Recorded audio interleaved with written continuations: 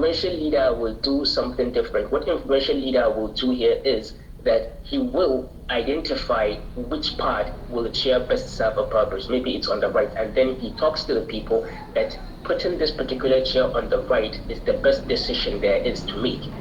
And by the time he will finish, will be convinced that the chair can be nowhere else than that particular right side that he's putting it. They believe in him and they entrust him to make decisions about their life, and they look up to him to be like him or to do things that he wants, because they believe he have their best interest at heart. So now there are certain categories when it comes to influential leaders, because it's not, when we talk of leadership, we tend to get the wrong message sometimes that we're just talking about politics. When we talk of leadership, leadership is not by politics. Leadership is an integral part of life. Leadership is everywhere. There's leadership in a household, there's leadership in classroom, there's leadership in small society, there's leadership in state, there's leadership in a country. There is leadership basically everywhere. Even if you come at an event, in fact, even here that we're having this webinar, there is leadership. Usman is the boss here. So basically there is leadership everywhere. So leadership can come in every form, not just in politics. So the fact that some people get to think of leadership as something that has to do with politics all the time, it's not true. So there are influential leaders that come to be by plan. There are influential leaders that come to be by nature. There are influential leaders that come to be by profession, and there are influential leaders that come to be by circumstance. Now let's look at this. Now if we talk of influential leaders that come to be by plan, now these are mostly politicians and other people who actually intend to become influential leaders by plan. By plan in the sense that they have identified, or probably they have gotten themselves a mentor that can guide them on how they can become influential leaders. What do they need to do to become influential leaders? And they are doing those things to build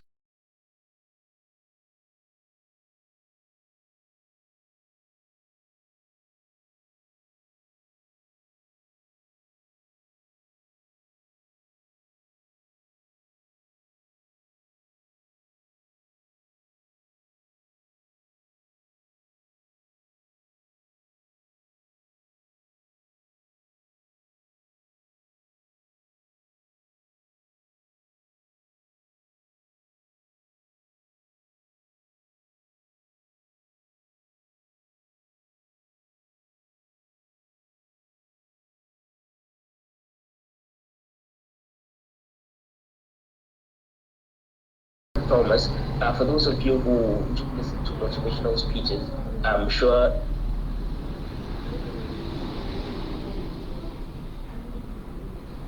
motivational speaking industry. This is a person who became an influential figure by plan. He was at a point in his life homeless.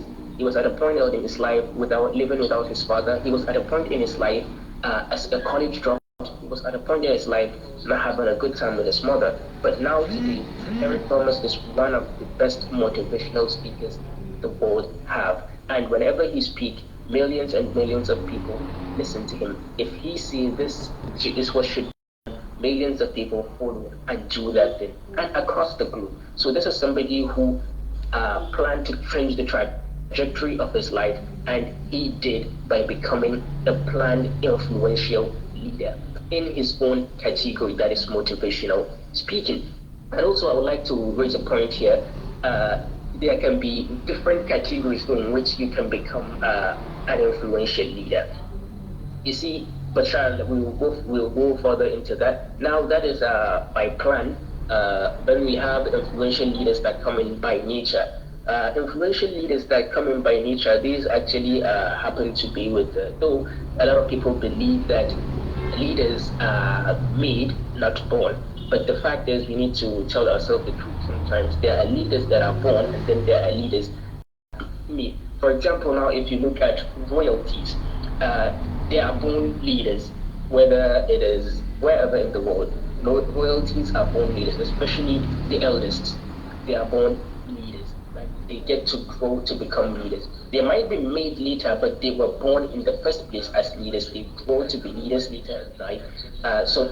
And royalties usually have influence over the people. Maybe probably because of the way they dress, because of the way they talk, because of the way they work, and all those things, all the fancy things about the royal families that gives them influence, and they tend to be part of influential leaders in a lot of instances. So these are example of leaders, influential leaders rather, that come into being by nature. They are born leaders. And then we have those that come in by profession, influential leaders who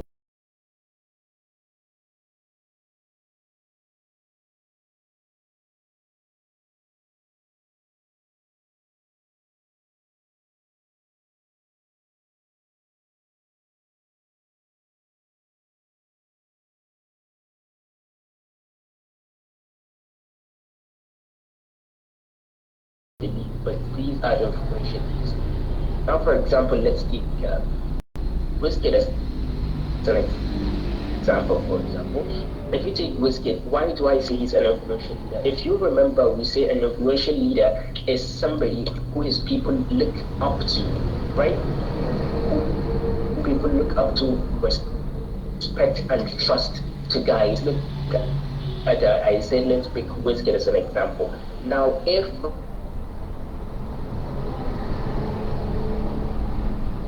on his Instagram or WhatsApp or Twitter or whatever, and wears a red shirt, for example, and says, all my fans should wear this kind of red shirt, and then come online and post it maybe tomorrow, 4th September. What do you think the turnout will be? Millions and millions of people will go and buy a red shirt. That day is going to be the market for red shirt. Everybody will be selling in red shirt, and people are going to go out there and buy red shirts and come and snap that picture and post. Why? Simply because that particular individual have said it. He does not give them any reason of why he said wear that shirt and post about it. But they tend to listen and they tend to look up to him and they tend to do what he asks them to do without asking any questions. Now that is a true influential leader. But then he happens not to be an influential leader because he planned to be an influential leader or because he was born to be an influential leader. It's just by his profession. He's a musician, and then he became an icon in his own category, and that gave him influence over the people that are listening to his music or that are listening to him.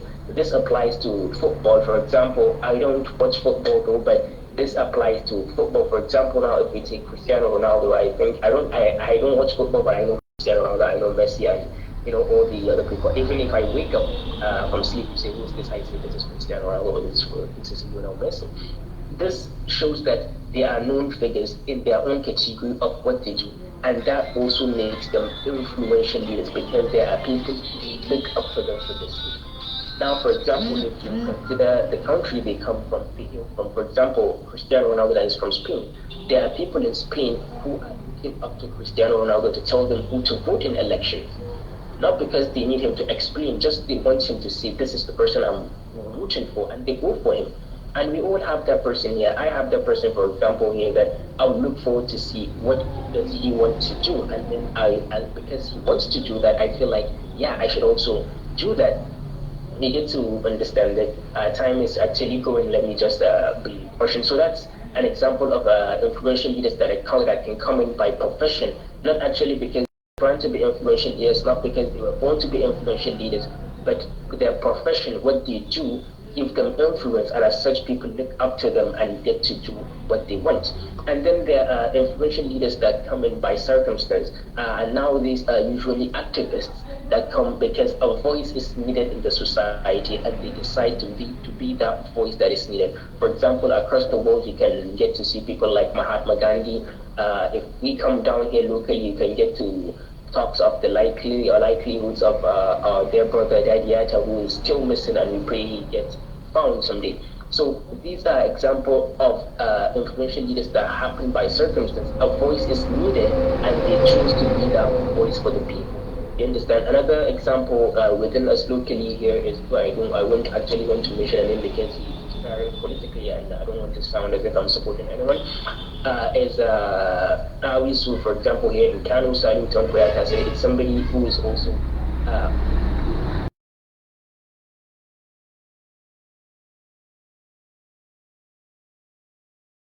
of the people, and as such they become influential and people look up to them and listen to them. And as I said, not all politicians are influential leaders, though they are supposed to be, but then the corruption in the system and all is making making a lot of changes. So now, without wasting much time, let's quickly dive into the qualities of being an influential leader and how one can be an influential leader. Basically, it's the same thing. These qualities of an influential leader are what makes you an influential leader. Now,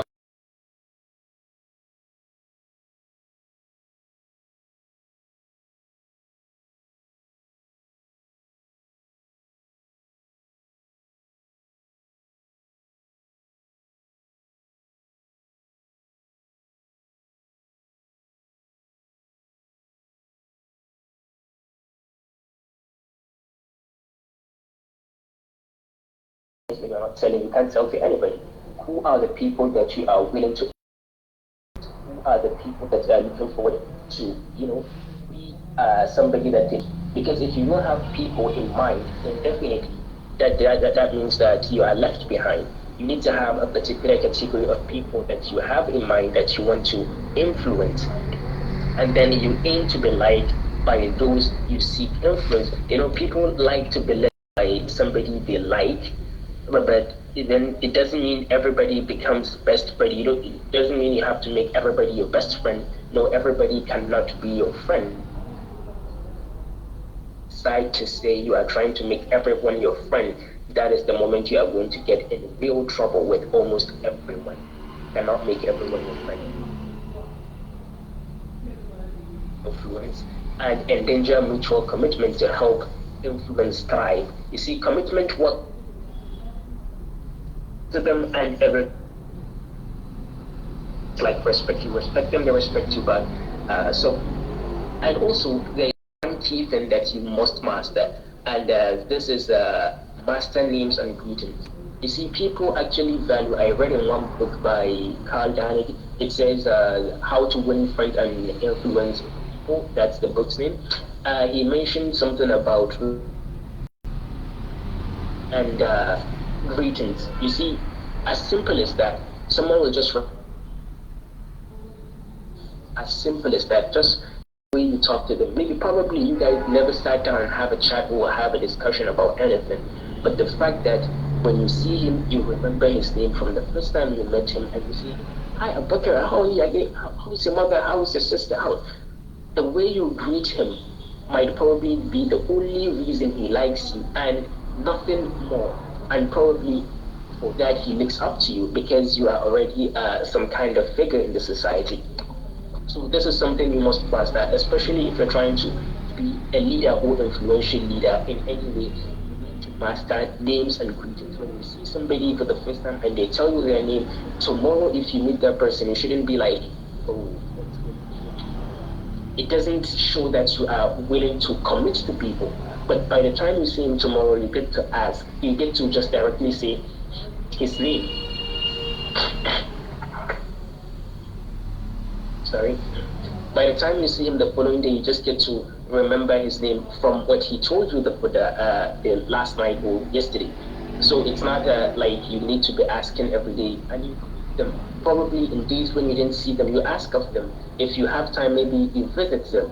That is what they feel that you are concerned about their lives, and as such, they are concerned towards yours as well. And also, you need to be strong, focused, and a good example. You need to be a good example of what you preach. For example, as I said earlier in the beginning, for those of you who were here since from the start, I talked of leadership as something that is an integral part of life. You can be a leader in a household. So, for example, as a leader in your own household, if you set rules, you should set an example. For example, you have kids, and you told your kids that, probably nobody is supposed to be touching their phone at dinner. then you as the head, as the leader, you also shouldn't be touching your phone at dinner. That is leading by example, and as such, you are encouraging the other people or the people under you to follow, because you also are abiding by the rules that you have set. But if you are not following the rules that you have set, then definitely, because it's human nature to want to break the rules. Whenever a rule is set, whenever a regulation or as a rule, a law is set, it's in human nature to feel like I want to break that law, especially when you have motivation to break that law. So if the person who sets the law is breaking that particular law, it's encouraging you also to break the law. But then when the person who sets the rules is following the rules religiously, then you have the feeling that if he who set the rules is following the rules, who am I not to follow? And that encourages you to stick with the plan and not break the rules. So this is something you need to master as an influential leader. And also you need to build trust, because this is the foundation of any good leadership. Trust. And building trust means that through your actions, you make other people feel comfortable and relying on you. They feel confident in your abilities and your intentions, and they feel comfortable relying on you, and your intentions are motivating them to work with you. And one of the best ways you can build trust is giving it to sometimes your people before it's earned. For example, you are a boss at work. Sometimes you just need to give them before they earn it, so that that will encourage them to actually earn it at the end of time. And also another thing is that time is going actually before Usman says my time's up. So we're just going to go a little faster. And another thing is that you need to stay humble. You see, for example, the fact that you are a leader doesn't make you any superior than others. You're a human being. The fact that you are the leader today, you are the boss today, doesn't mean you are going to be the next 10 years. Some of those people you are working with, some of those people you are influencing, you are motivating today, might be the people you are looking up to in the next 10 years. So you need to stay humble, and in being humble, you have the perspective that you see others as valuable as yourself. Understand, you don't feel like you are superior, you deserve something and others don't deserve it. You feel like we are all equal. But deep inside of you, they know you're not the same. For example, even within your friends, if you're the only person with a college degree, that doesn't mean you should feel superior to them. If you are the person with the rich with the highest zeros in your bank account, it doesn't mean you should feel superior to your friends. Because you have more zeros in your account today, doesn't mean you will have more zeros in your account the next 5 years, in the next 1 year even. So things can change, tables can turn. You need to stay humble and don't let anything make you feel superior to other people. People know that you are superior when you are superior, but they like it when you put that aside and consider yourself their equal and get to do things that they feel you shouldn't be doing with them, and you get to engage them in things that they feel you shouldn't actually be engaging them in. So that is something that you need to be focused on. You need to stay humble, and also you need to show competence. Now, your people are more likely to follow your lead if you show them that what you're talking about is something that you are actually competent of. So now this is for people, we've talked of the categories. So now for those who are planning on being influential, something you need to show competence, especially those that are trying to dive into politics. Especially, you need to show the people you are trying to influence, so that you are by the first thing in trying to be. I forgot to mention this. When you're trying to become a politician, right? The first thing is not being the leader. That you become a leader, and through the influence you become a leader, and then that makes you an influential leader as a politician. So you need to show them competence while trying to build that influence.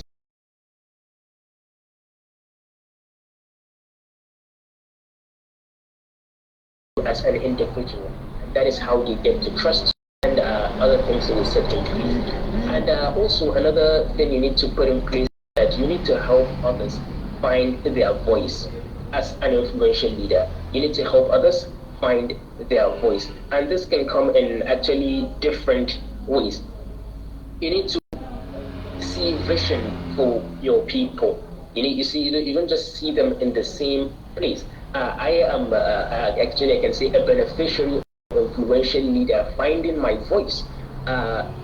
before I dive into digital marketing and a lot of things, it was actually an influential leader, somebody I considered as an influential leader to me, who identified the fact in me that I can do something when it comes to digital marketing. And he saw it inside of me before I saw it inside of myself. And then he dragged me and put me through rigorous training, and then I turned out to be good. He was right, actually, that I could do good out of it. And then in today, I can say I am his biggest competitor, and he is my biggest competitor, not because we're enemies, but just that's how business works. So basically, you need to help other people find their. It's not always about you. It's not always about you. You need to open opportunities, open doors for your people. That's how they stay loyal, And because it's not always about just respect. Wow, 4 minutes left. So basically, these are some of the things you need to also provide a chance for small wins for your people. So these you need to provide small wins. You need to believe in your team members. Among other things, you need to serve others. You need to think big for others. As I said, and you need to also influence with character. You need to clarify expectations. You need to be passionate. All these things, and demonstrate openness and honesty, and practice effective non-verbal cues, because a lot of people actually have the right things to say, but then how they say it becomes an issue. When you are trying to talk to people, your body language matters. Your body language. There are things that if you do, we don't have time. I would have talked into body language and see what we can actually, what you should do when speaking with people and what you should not do. But we have 4 minutes, and we are not done yet, and I don't think we'll be done. So you need to, but part of the thing is making eye contact. You see, eye contact is very critical. You cannot be talking to people and be looking at the sky, or you are avoiding their eyes.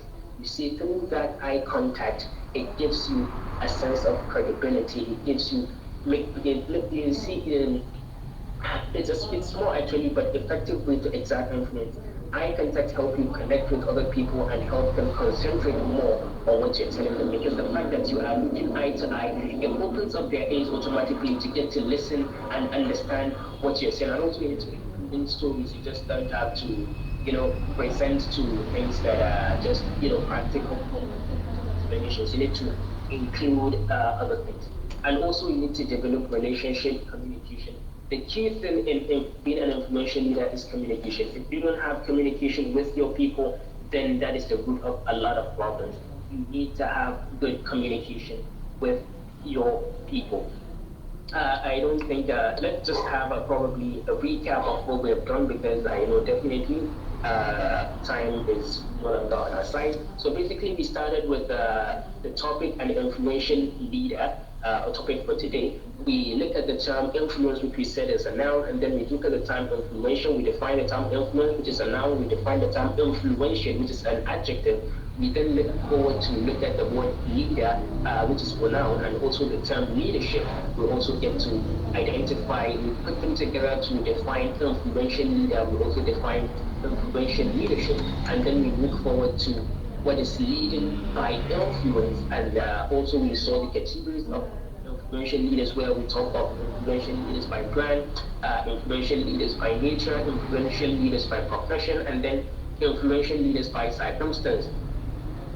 Sorry. And however, we talk about the fact that influential leaders can differ from one person to another. Who I consider as an influential leader might be different from who Musa here, right here.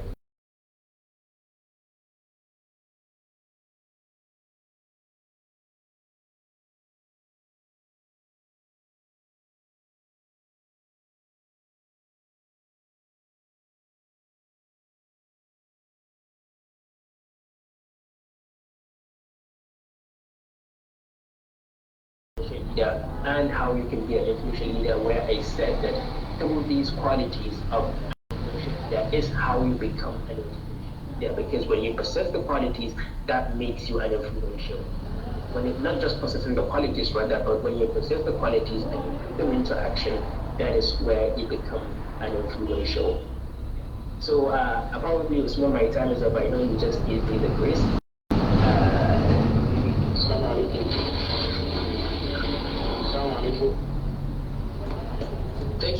Thank you very much. Alaikum Assalam. Madam Umar, we are coming to that station, please.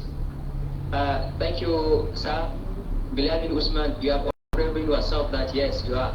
And we have learned much from your presentations. And this has been quite interesting and educative.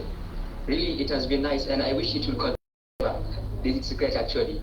So without taking much of our time, we'd like to move to question and answer session. But before then, we'll give room for suggestion, addition, and comments. So if you have anything to add or to say upon the topic, influential leader, you unmute yourself and say 1 to 2 words. Thank you, everyone. Yes, Madam Umar, talk. Walaikum Assalam. I have nothing to say but mashallah for such great program. So, I have participation in fact. The example you mentioned in this symposium was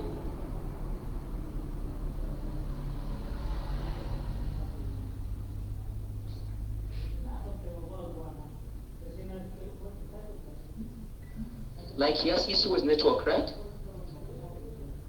Yeah, probably, because I can't hear what you said. It's not only me considering that. So let's move to another person in his absence. So we have 5 minutes for the session. Please, contribution, comment, suggestion, or any addition on the topic. So we move on. So in the absence of that, we move to question and answer session. If you have question to add, please, you can add directly, or you can drop it in our box message.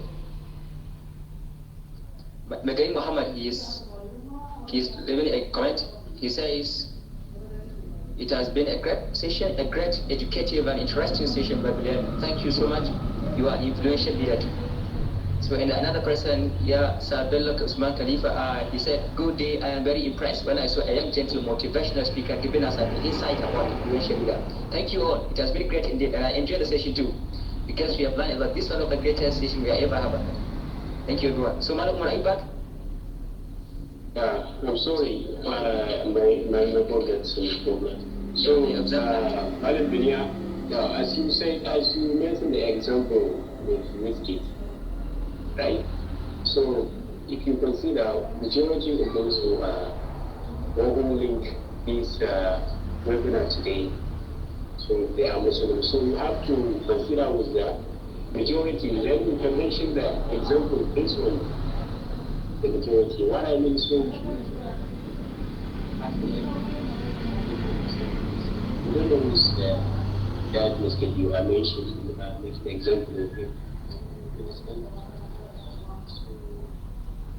My observation is, so you have to consider the majority of those who are listening you, so that you can make an example to give them 5 points. Thank you. So I have not grasped anything from what he has said due to the issue of network. I don't know if the presenter has ever had something to say. Yeah, Usman, I've got his message, but it's been what he said. So when talking of examples of influential leaders under the category of influential leaders by profession, I did mention of the fact that some people are not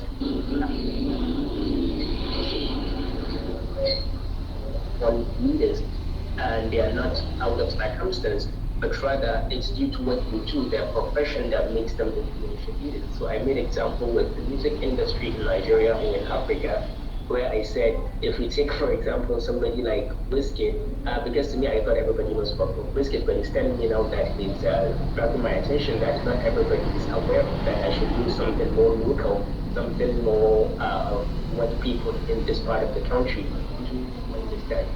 So actually, I am a firm believer of one Nigeria. I don't do ethnic racism, but I understand what you're looking for, so let's I'm very much sure this is, just be aware of say Kanye, for example.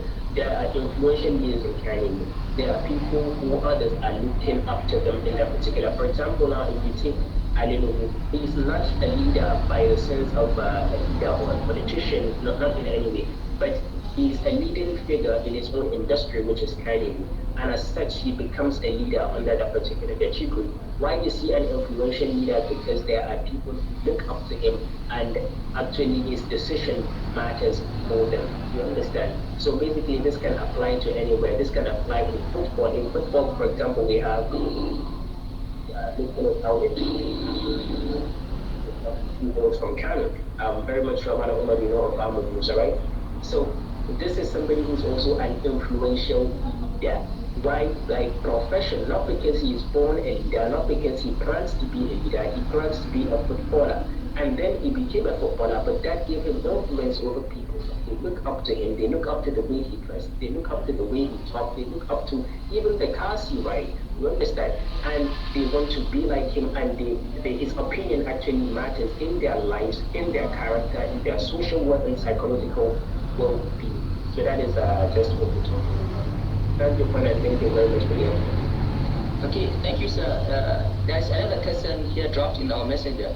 It says, is it possible for someone to be an influential leader without you knowing that he's the one? Because you can be a role model to some people and you might not know. This is the question. Well, it's very possible to be an influential leader. For example, being a student of agricultural extension, I can cite an example with what we call token farmers in extension.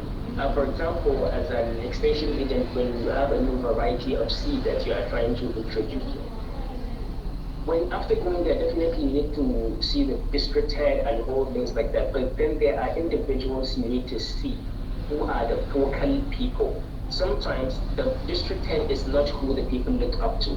There are particular individuals who are just, they are not actually planning on being leaders, but the fact that they relate to people, their relationship with people makes them, makes people look up to them and look up to their decision. If they adopt what you're, the new change you are bringing to them, that means the other people adapt to it. So when you reach out to the district head identifies and knows those people, not because they actually introduce themselves as influential leaders or anything, but the district head knows that these people have influence over the people, even if they know it or they don't know it, and as such, he brings them close, sit them down, explain it to them as well, and then let them take the message, and then he also take them such, it gets them disseminated faster, and then people get to actually adopt what they are looked forward to adopt. So it's possible you can be an influential leader and people and people look up to you as their role model without you necessarily. And in fact, even the influential leaders that you don't know the number of people you have. Just know that, yeah, there are people who look up to me, but then at times you might not know actually some people are looking up to you. That's why it's good to good. So far, you know you are doing the good things and you are doing all that it matters to be good and do good, then definitely people will come back to you. Thank you, sir. Thank you for clarification. Walaikum salam. Thank you so very much. I'm really moved by your presentation, Mr. Bilyamin. I wanted to just shed more light on the recent thing you might mention, or the question you've responded to. You see, being an influential leader could be born out of circumstances. Because everyone, one way or the other, like I always say to people, you're a leader one way or the other. And good leaders are good managers. And life itself is a project. And the best thing you could do to yourself, or the best project you could ever manage, is to manage yourself as an individual, as a person, or as an organization. And